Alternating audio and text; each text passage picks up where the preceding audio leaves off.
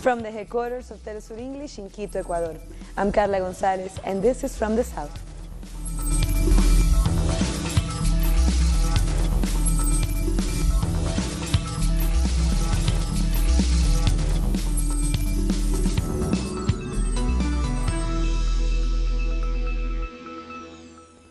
Venezuelan President Nicolas Maduro has arrived in Cuba to attend the 24th Sao Paulo Forum taking place in Havana. The Cuban Foreign Minister Bruno Rodriguez welcomed Maduro, who is scheduled to pay tribute this Tuesday to the late Cuban leader Fidel Castro. The Venezuelan president will later attend the closing ceremony of the forum, along with other Latin American leaders, including Bolivian President Evo Morales. Our correspondent in Havana, Alien Fernandez, has more. Hola, buenos días. A highly symbolic event is scheduled as part of the activities taking place in the Sao Paulo Forum here in Havana, as over 400 delegates from left-wing parties and social movements will pay tribute to the leader of the Cuban Revolution, Fidel Castro. The tribute aims at using Castro's thinking as an ideological tool to face the current attacks by the right wing against democratic governments, especially against progressive governments headed by left-wing parties. Intellectuals, artists and politicians are expected to take part, as is Venezuelan President Nicolas Maduro and his Bolivian and Salvadorian counterparts, President Evo Morales and President Salvador Sanchez Cerén. In the afternoon, delegates are expected to approve a final declaration to decide concrete measures to be followed by these left-wing movements and parties in Latin America and the Caribbean region in order to create a strategy of unity, one that leaves behind differences and allows the region to move forward towards integration as the only possible tool to give power back to the people. That was Alien Fernandez from Cuba. Former Prime Minister of St. Lucia, Kenny Anthony, is also at the forum, where he remembered the former Venezuelan leader Hugo Chavez as a key architect of integration between Latin America and the Caribbean. It is really Fidel and Hugo Chavez that brought the Caribbean closer to Venezuela and indirectly to Latin America. Because prior to that, we were lumped together in a grouping called the Caribbean and Latin America, but there was very little real cooperation and unity of action. We developed very close ties with Venezuela as a result of the initiatives undertaken by both Fidel and Hugo Chavez. And from this, we were able to build that relationship. But I think we have similar dreams and similar aspirations, that we want to build our economies, strengthen economic ties between us, but at the same time insist that we manage our affairs without external influence and control, that we want to jealously guard the independence of our hemisphere. And we are learning that we can only do so through unity, through collective action, and through one voice on matters that affect us, not just economic matters, but political matters. So that this meeting here is critical and crucial because it is going to build on that friendship. Still in Cuba, internet access on mobile phones promises to bring a new revolution. The service is expected to be rolled out nationwide by the end of the year, as part of an information technology campaign promoted by President Miguel Díaz-Canel. According to Díaz-Canel, this is another tool to boost the economy and help Cubans defend the socialist revolution. However, the cost could be an obstacle. 1 hour of video chat costs $1, which is expensive for most Cubans based on their currency exchange. It's an opportunity that many have been waiting for a long time. Why not start installing Wi-Fi in the parks if the phone is already a product that the whole world has? Imagine, there are 5 million mobile lines contracted today. There could be 5.2 million Cubans that would have access to the internet. The press sector was one of the first to receive this service, and it has been an absolute change in work practices. Now you can access any site from your cell phone, and that makes the job much easier. You can access social networks too as a journalist. Meanwhile, the Colombian Ombudsman Office and the Truth Commission are investigating the murders of social leaders and human rights defenders in the country. Authorities created a commission to protect the community leaders in the department of Cauca to evaluate the dangers they are exposed to. The commission is relying on the people to gather information and build up systems to protect them. This is the second commission that is traveling outside of capital city Bogotá to investigate the violence against social leaders. The first took place in the department of Nariño 2 months ago.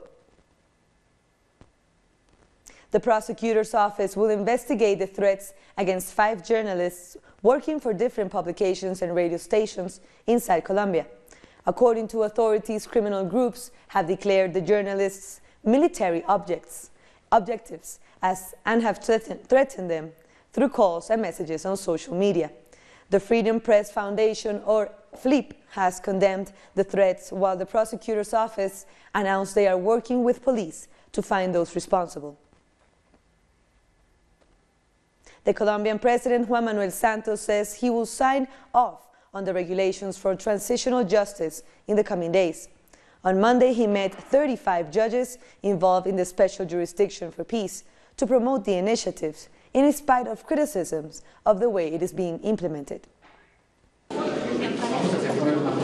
President Juan Manuel Santos attended an extraordinary meeting with the Special Jurisdiction for Peace, where he highlighted the work of the 35 judges that are part of this court for their contribution to peace building and the reparations to the victims in Colombia. The rights of the victims, who are the backbone of the peace process, of the peace building, must be ensured, not by a court of justice, but for a system, where the court of justice is one of the components. The system is already working with all of its components. The president announced that despite this work, many have tried to discredit the peace process. That's why he is going to impose the procedural law of special justice. It is urgent that these regulations begin to operate, and that is why I will sanction in the next days. The announcement was made despite the delays to which the Congress has submitted the peace agreement implementation and the Special Jurisdiction for Peace regulations. These delays motivated Iván Márquez, leader of the Alternative Revolutionary Force Party, to decline to take his seat in Congress.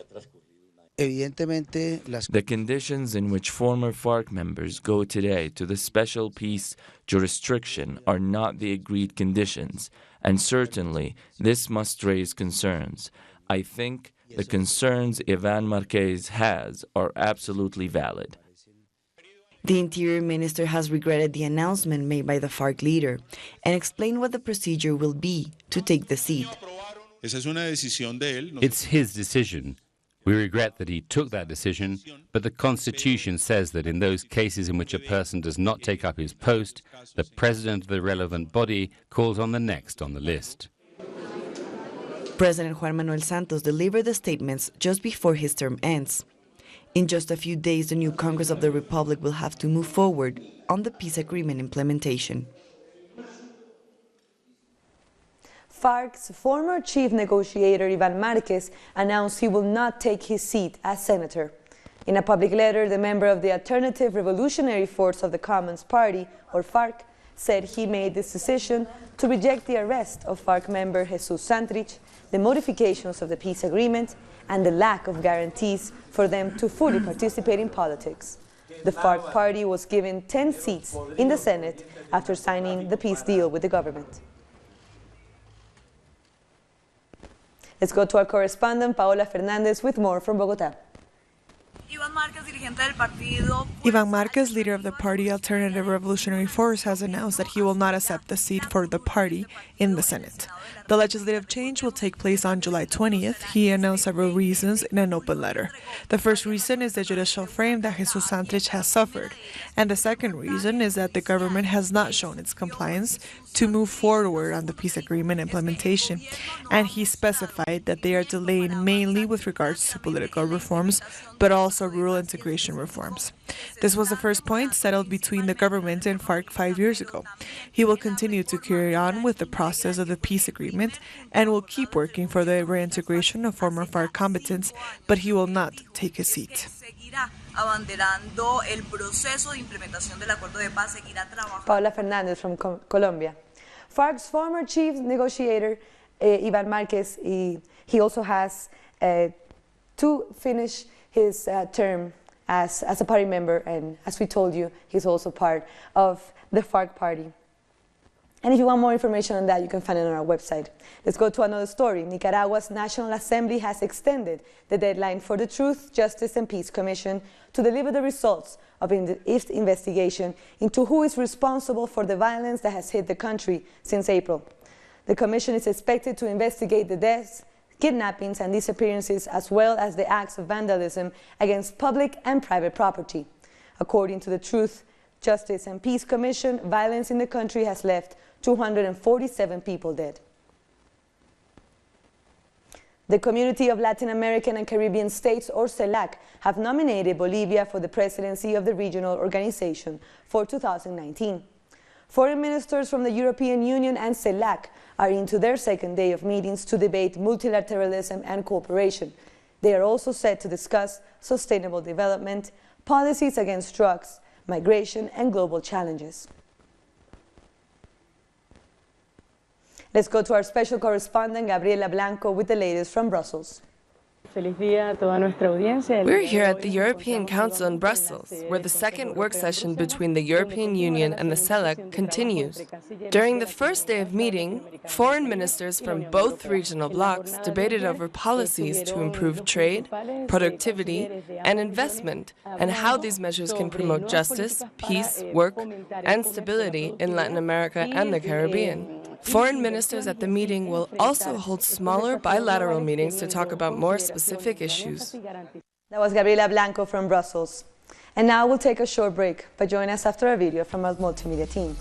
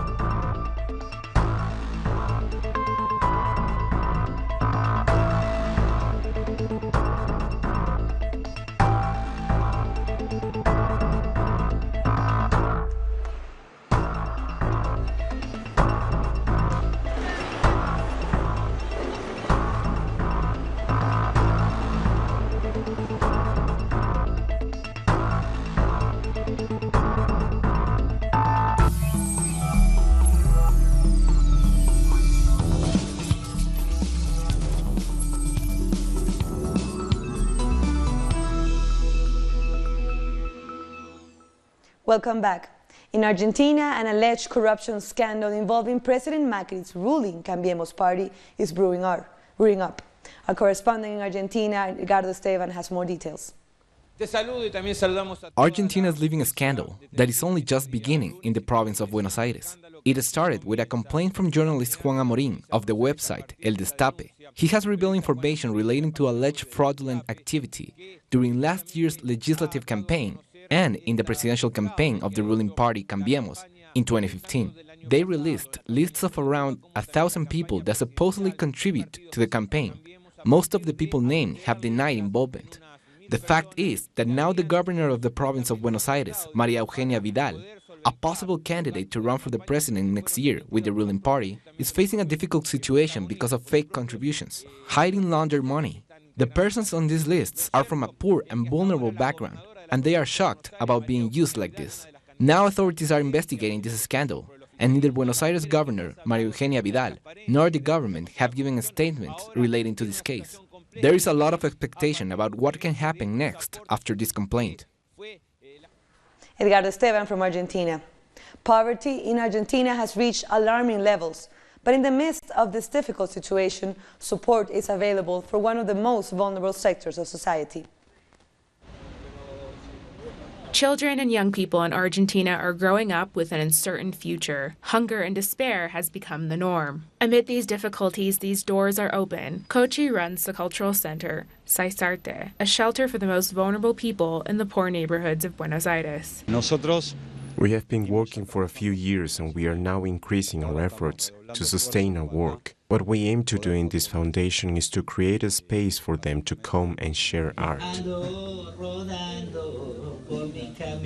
Through its numerous courses and workshops, the Cultural Center gets these children and young people off the streets to learn music, dance, photography, or a vocation to help them get a job. Thinking about this moment in our beloved country, where reality hits us and many people are going through hard times, our priority is the children.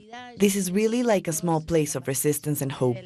The plight of the most vulnerable in Argentina is growing alarmingly. A report by the Argentine Catholic University and the Ombudsman Office of Buenos Aires reveals that 54.2% of children in Buenos Aires are poor, and 10.2% live in extreme poverty.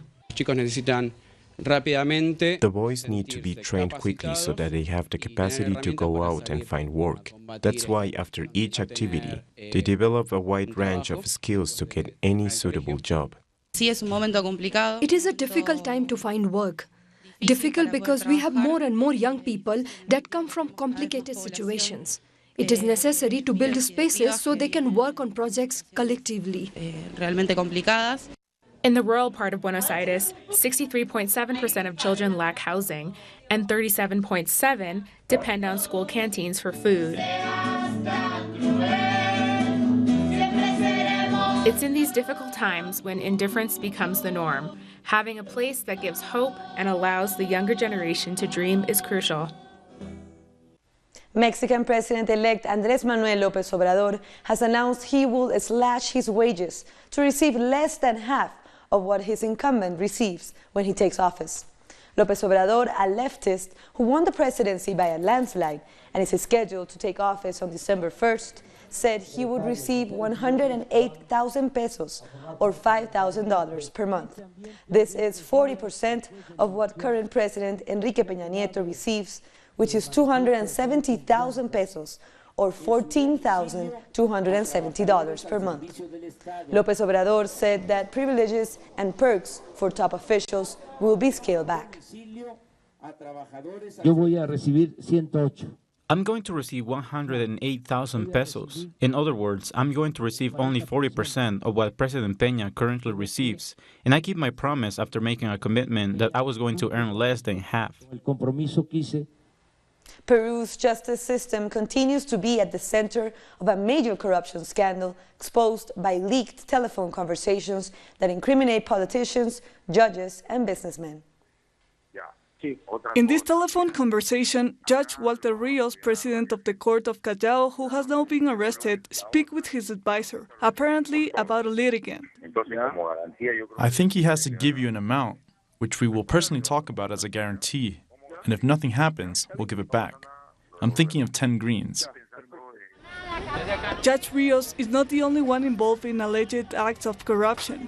Other judges are also involved. The Minister of Justice, Salvador Edesi, who was forced to resign following the release of an audio, and congressmen of the APRA Fujimorist Alliance.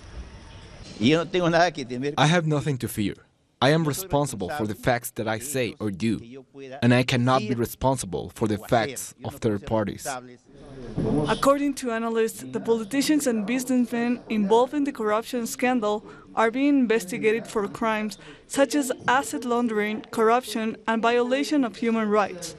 The first thing that should be done is to control the institution that designates and dismisses prosecutors like this, which is the Council of the Judiciary. The second thing is obviously to control the court's precedents.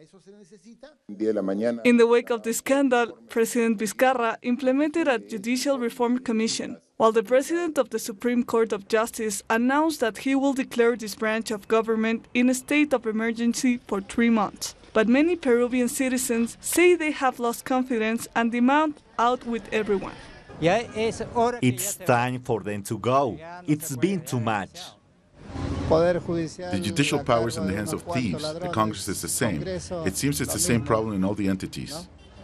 It would be best if the president dismisses the Congress and calls for new elections. Civil society movements and the workers' union called for demonstrations on the 19th of July against corruption and the neoliberal system that sustains it. In Costa Rica, a woman has taken the country to the Inter-American Court of Human Rights in a fight for her right to have a therapeutic abortion performed. Women's groups demonstrated outside the court's headquarters in the country, where President Carlos Alvarado met UN Secretary General Antonio Guterres on Monday.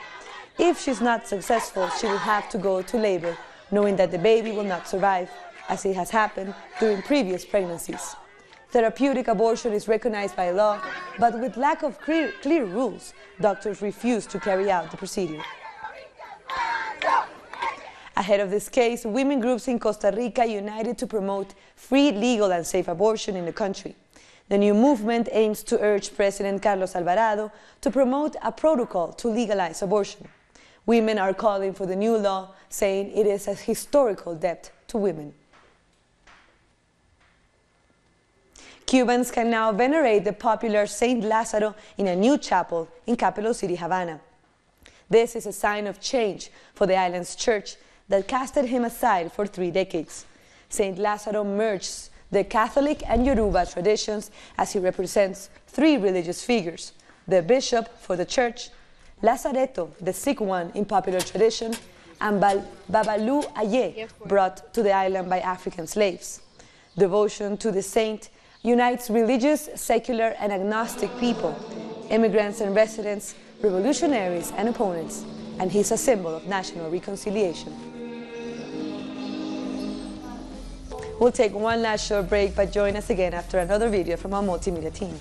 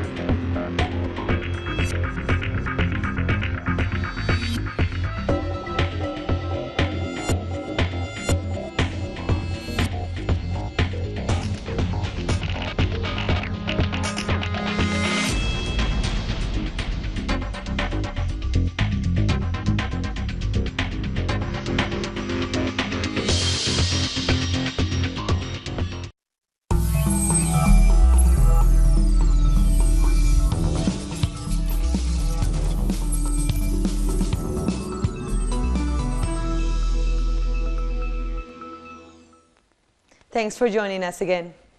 Hours after US President Donald Trump and Russian President Vladimir Putin hailed their summit in Helsinki as a success, politicians and intelligence officers in the United States have expressed outrage that Trump supported Putin's denial of any Russian interference in the 2016 elections.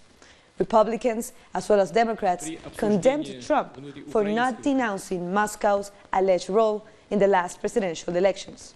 The strongest reactions came from the Republican Senator John McCain, who called the summit with Putin a tragic mistake, and the former CIA Director John Brennan, who said Trump's behavior was treasonous. Flying lava has injured around 24 people in Hawaii. Here's more on that and other stories making headlines around the world. A powerful eruption of the Kilauea volcano has injured at least 23 tourists in the Big Island in Hawaii. Molten rocks busted from the water and hit the boat carrying the tourists. The Kilauea volcano has been erupting lava since May 3rd, and the number of visitors going to witness the volcanic activity has surged. Israel's parliament has passed a law that may ban groups from schools which are critical of government policies towards Palestinians. The groups would not be able to enter schools to speak with the pupils. The law passed with 43 votes in favor and 24 against in the 120-seat parliament. Critics say that this is a part of the Israeli government's effort to delegitimize rights groups and NGOs. Education is about thinking critically. It's about hearing people that you don't agree with. Britain's Electoral Commission has fined Vote Leave, a pro-Brexit campaign group, with $80,000 for breaching spending limits in the 2016 EU referendum. The Electoral Commission said both Vote Leave and Be Leave groups have been referred to the police for false declaration of campaign spending. Thousands in Russia commemorated the 100th anniversary of the execution of the last Tsar.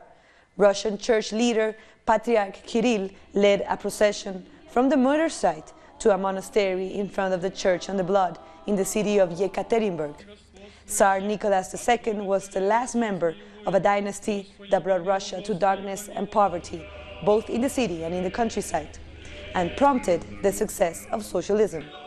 He was murdered along with his family, his wife, and 5 children at trigger point for the success of the 1917 Russian Revolution that changed global history.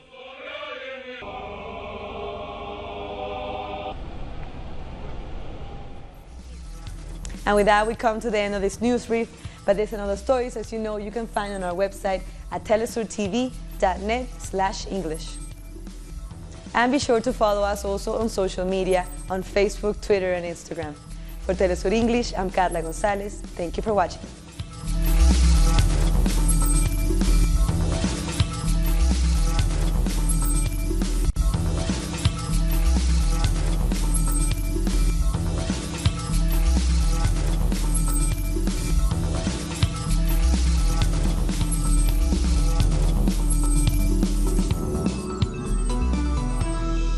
We are present at every event where our nation